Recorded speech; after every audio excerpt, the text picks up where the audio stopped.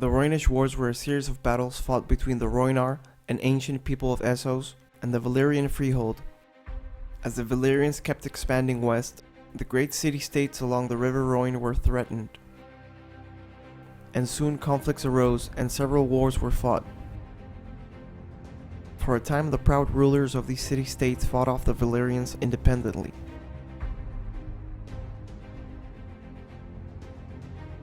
Until the Valyrians joined with the people of Atlantis to sack and destroy Sarhoy, a great port city built by the Rhoynar. The warriors of Sarhoy were slaughtered, and the children sold into slavery. Prince Garin of Rhoynar suggested a great alliance to fight the Valyrians.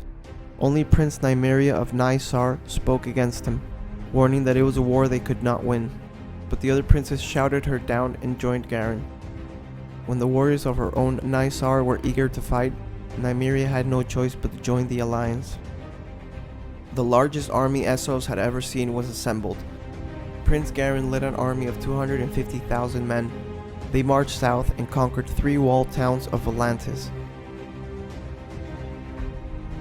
Garin had divided his large army into 3 parts. One marched down the east bank of the Rhoyne and one along the west, and a huge fleet of warships on the waters between, sweeping the river clean of enemy ships.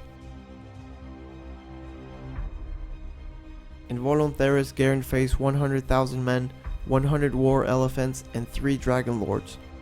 Thousands of soldiers were burned.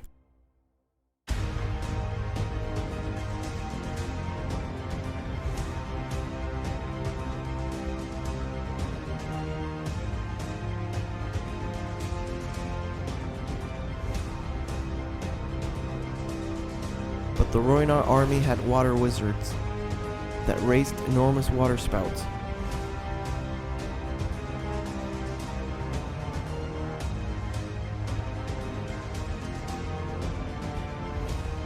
Archers managed to kill 2 dragons and drove away the 3rd. The Valyrians lost the battle and the city was flooded. After this, the Rhoynish prince was named Garin the Great. It's said that in Atlantis, great lords trembled in terror as his hosts advanced. Rather than face him on the field, the Valantians retreated behind their walls and appealed to the Freehold for help.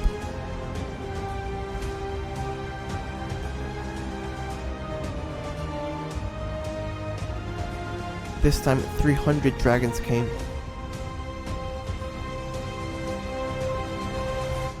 The Valyrians crushed Garin's army. Tens of thousands burned, while others rushed to the river, only to drown. Some say the fires burned so hot that the river itself was boiling. Garin the Great was captured alive and made to watch his people suffer.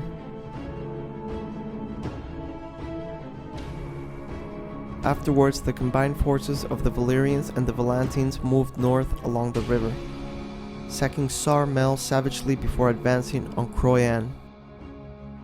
Locked in a golden cage, Prince Garin was carried back to witness the destruction of his own city.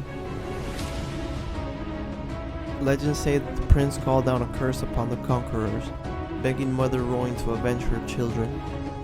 That very night, the Rhoyne flooded out of season and with great force. A thick fog covered the city, and the Valyrian conquerors began to die of grayscale. Further up north, Nymeria received the news of Garin's defeat and gathered the remaining survivors, mostly women and children, and fled Essos aboard 10,000 ships. To avoid Volantis, she chose the older channel and emerged into the summer sea. They finally reached Dorne, where she struck an alliance with House Martell.